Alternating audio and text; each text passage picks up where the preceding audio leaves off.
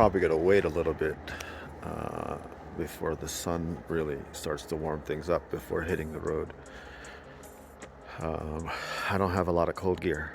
It's cold right now. I don't think I'd make it. Coffee's good. This eat in the bag food is convenient, but meh.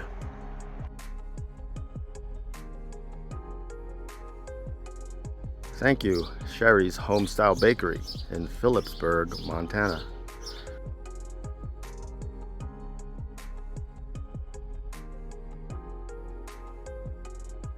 Waiting for a construction area to open up.